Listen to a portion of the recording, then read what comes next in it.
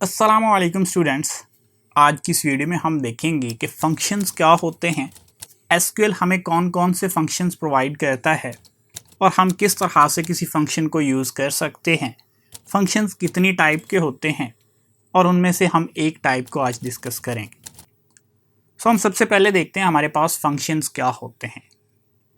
Functions को समझने के लिए आपको थोड़ा बहुत अगर मैथ आता है तो आप बड़ी आसानी से समझ सकते हैं कि फंक्शंस किस तरह से काम करते हैं। अगर आपने कभी कैलकुलेटर इस्तेमाल किया है तो आप आसानी से समझ जाएंगे कि फ़ंक्शन किस तरह से काम करते हैं। जिस तरह से अगर आपने किसी वैल्यू का साइन, कॉज या लॉग मालूम करना हो तो आप कैलकुलेटर पे उसका एक स्पेसिफिक बटन होता है, आप उस बटन को प्रेस करते हैं तो यहाँ पे आपके सामने कॉस लिखा हुआ आ गया है, उसके बाद पेरेंथेसिस हैं। अब आपने जिस वैल्यू का कॉस मालूम करना है आप वो वैल्यू लिखेंगे। ये वैल्यू बेसिकली आप इनपुट कर रहे हैं कॉस के इस फंक्शन को। उसके बाद आप जैसे ही इक्वल टू का बटन प्रेस करते हैं तो आपके सामने ये रिज़ल्ट आ जाता है। ये रिज़ल्ट कैसे आया? ये रिज़ल्ट इस वैल्यू के बेस पे आया है। अगली दफ़ा अगर आप कोई और वैल्यू देंगे तो आपके पास ये रिज़ल्ट डिफरेंट हो जाएगा। सो बेसिकली कॉस का फंक्शन है, इसने एक इनपुट ली और इस इनपुट को इसने प्रोसेस करके हमें एक आउटपुट दे दी। इसी तरह से हमारे पास फंक्शंस जो हैं, हर एक फंक्शन का कोई नाम होता है। जिस तरह यहाँ पे मेरे पास फंक्शन का नाम कॉस है। हर फंक्शन को हम कुछ ना कुछ इनपुट देते हैं। जिस तरह से यहाँ पे मैंने 90 इनपुट दी और प्रोसेस करने के बाद हर फंक्शन हमें कुछ ना कुछ वैल्यू रिटर्न करता है। जिस तरह से यहाँ पे मेरे पास ये वैल्यू रिटर्न हुई है। इसी तरह से अगर हम किसी वैल्यू का लॉग मालूम करना चाहते हैं तो हम सिंपली लॉग लिखते हैं तो लॉग का फंक्शन एक्टिवेट हो जाता है। फंक्शन का नाम लॉग है। उसके बाद यहाँ पे हम वो वैल्यू इनपुट देते हैं इस फंक्शन को। फॉर एग्जांपल मैं 20 का लॉग मालूम करना चाहता हूँ तो मैंने ये फंक्शन बताया कि लॉग का फंक्शन है, 20 का लॉग मालूम करना है। उसके बाद मैं जैसे ही इक्वल का बटन प्रेस करता हूँ तो मेरे पास ये एक आउटपुट जो है वो मुझे मिल जाता है। लॉग के फंक्शन ने 20 की वैल्यू को जो कि मैंने इनपुट दी थी प्रोसेस किया और मुझे एक रिज़ल्ट आउटपुट की शक्ल में रिटर्न कर दिया। सो हर फंक्शन ऑलमोस्ट इसी तरह से ही काम करता है। हम फंक्शन का नाम लिखते हैं, उसके बाद उसको कुछ ना कुछ इनपुट देते हैं। वो जिस तरह का फंक्शन होता है वो उस इनपुट के ऊपर उसी तरह की प्रोसेसिंग करता है और हमें एक आउटपुट की शक्ल में रिजल्ट दे देता है। एसक्यूएल के अंदर भी हमारे पास फंक्शन इसी तरह से ही काम करते हैं। हम फंक्शन का नाम लिखते हैं, उसके बाद उस फंक्शन को पेरेंथेसिस के अंदर एक वैल्यू दे देते हैं। उस वैल्यू के ऊपर फंक्शन कुछ ना कुछ प्रोसेसिंग करता है और हमें कुछ ना कुछ आउटपुट दे देता है जो कि हमें चाहिए होती है। सो बेसिकली फंक्शन हमारा काम आसान कर देता है। अगर फंक्शंस ना हो तो हमें ये काम मैन्युअली करना पड़ेगा। अब बात करते हैं कि हमारे पास फंक्शंस कितनी तरह के हैं। एसक्यूएल के अंदर हमारे पास फंक्शंस दो तरह के हैं। एक हमारे पास सिंगल रो फंक्शन है, दूसरे हमारे पास मल्टीपल रोज फंक्शन है। सिंगल रो फंक्शंस डेटाबेस में टेबल के हर एक रो के ऊपर अप्लाई होते हैं और हर रो के अगेंस्ट एक वैल्यू रिटर्न करते हैं। सो अगर आपने एक टेबल जिसके अंदर 14 रोज हैं उसके ऊपर कोई सिंगल रो फंक्शन अप्लाई किया है तो आपके पास रिजल्ट के अंदर भी 14 वैल्यूज़ ही आएंगी, क्योंकि सिंगल रो फंक्शन टेबल की हर रो के लिए एक वैल्यू रिटर्न करता है।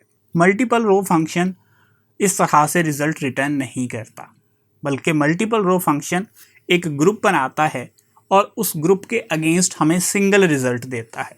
डिटेल में हम इसको बाद में डिस्कस करेंगे। अब हम देखते हैं कि हमारे पास सिंगल रो फंक्शंस कितनी तरह के हैं। एसक्यूएल के अंदर हमारे पास 5 डिफरेंट टाइप के सिंगल रो फंक्शंस हैं, जिसमें हमारे पास करैक्टर फंक्शंस हैं जो कि करैक्टर वैल्यूज़ को इनपुट लेते हैं और कुछ ना कुछ रिज़ल्ट देते हैं। इसी तरह से नंबर फंक्शंस हैं, नंबर वैल्यूज़ को इनपुट लेंगे और रिज़ल्ट देंगे। डेट वैल्यूज़ के फंक्शंस हैं, डेट वैल्यूज़ को इनपुट लेकर रिज़ल्ट देंगे। कन्वर्जन्स के फंक्शंस हैं और कुछ जनरल फंक्शंस हैं। आज के लेक्चर में हम सिर्फ और सिर्फ करैक्टर के फंक्शंस को ही डिस्कस करेंगे।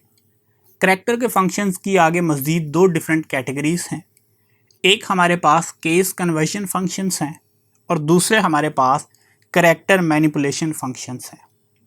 अगर हम बात करें केस कन्वर्जन फंक्शंस की, तो केस कन्वर्जन्स के हमारे पास 3 डिफरेंट फंक्शंस हैं।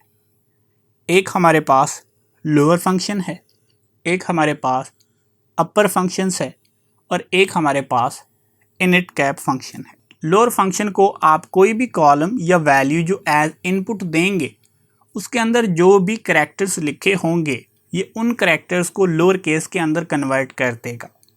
अपर क्या करेगा कि तमाम करैक्टर्स को अपर केस के अंदर या कैपिटल लेटर्स के अंदर कन्वर्ट कर देगा। अब हम इसको प्रैक्टिकली करके देखते हैं। सो मिसाल के तौर पे मैं यहाँ पे लिखता हूँ सिलेक्ट।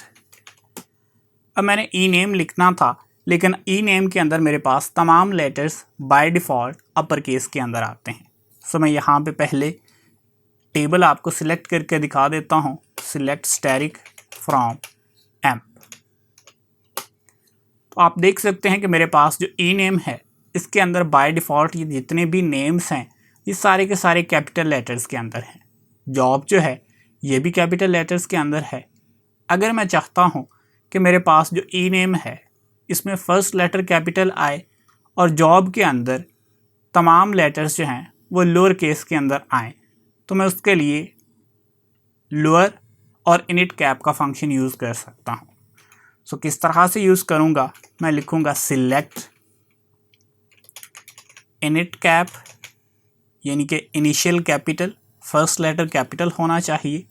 मैंने फंक्शन का नाम लिखा, उसके बाद मैं उस कॉलम का नाम लिखूँगा जिसके ऊपर मैं ये फंक्शन अप्लाई करना चाहता हूँ। सो मैंने ई नेम का नाम लिख दिया है, उसके बाद कॉमा, और अब मैं जॉब के अंदर जितनी भी वैल्यूज़ हैं सबको लोअर के अंदर देखना चाहता हूँ। सो मैंने लोअर का फंक्शन लिखा, उसके बाद कॉलम लिख दिया कि जॉब के ऊपर मुझे लोअर केस अप्लाई करना है। मैं लिखता हूँ फ्रॉम एम्प वेयर, यहाँ पे मैं लिख देता हूँ जॉब इज इक्वल टू। अब अगर मैं सिंगल कोट के अंदर लोअर केस में क्लर्क लिख दूं तो मेरे पास कुछ भी रिज़ल्ट नहीं आएगा, क्योंकि जॉब के अंदर तमाम वैल्यूज़ जो हैं वो अपर केस के अंदर हैं। लेकिन अगर मैं यहाँ पे अपर का फंक्शन लिखने के बाद मैं यहाँ पर लिखता हूँ अपर, उसके बाद इस फंक्शन के अंदर लोअर केस में लिख देता हूँ क्लर्क, तो अब मेरे पास ये क्यूरी रिज़ल्ट को रिटर्न करेगी। एक ही क्यूरी के अंदर मैंने तीनों फंक्शंस को यूज़ किया है। इनिट कैप क्या करेगा कि ई नेम के अंदर जितनी भी वैल्यूज़ हैं हर एक वैल्यू का फर्स्ट लेटर कैपिटल कर देगा। लोअर क्या करेगा कि जॉब के अंदर जितनी भी वैल्यूज़ हैं उन तमाम को लोअर केस लेटर्स के अंदर कन्वर्ट कर देगा। अपर क्या करेगा कि मैंने यहाँ पे क्लर्क को लोअर केस के अंदर लिखा है, अपर इस लोअर केस के क्लर्क को अपर केस के अंदर कन्वर्ट कर देगा ताकि जॉब के अंदर अपर केस के अंदर जो क्लर्क लिखा है उसके साथ ये वैल्यूज़ मैच हो सकें।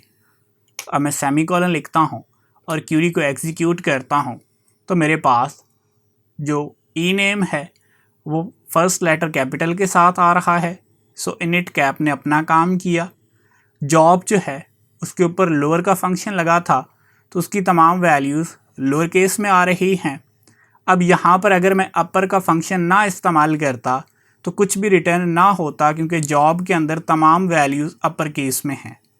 सो मैंने यहाँ पर जो वैल्यू दी है मैंने इसको अपर के फंक्शन की मदद से अपर केस के अंदर कन्वर्ट किया है और फिर उसको मैंने जॉब के साथ कंपेयर किया है। अगर मैं अपर का फंक्शन यूज़ ना करूं तो मेरे पास यहाँ पे कुछ भी रिज़ल्ट नहीं आएगा। क्या क्यूरी लिखेंगे तो हमारे पास ये रिज़ल्ट आए।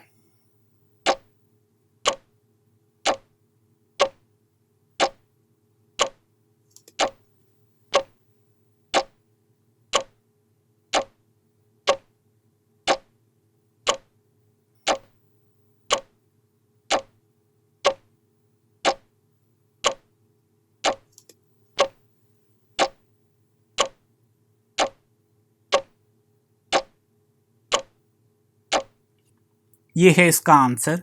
अगर आप ये क्यूरी लिखेंगे तो आपके पास ये रिज़ल्ट आएगा। सो होप्स हो कि आपको इस लेक्चर की अंडरस्टैंडिंग हुई होगी। अगर कोई क्वेश्चन है तो आप लोग कमेंट्स में पूछ सकते हैं।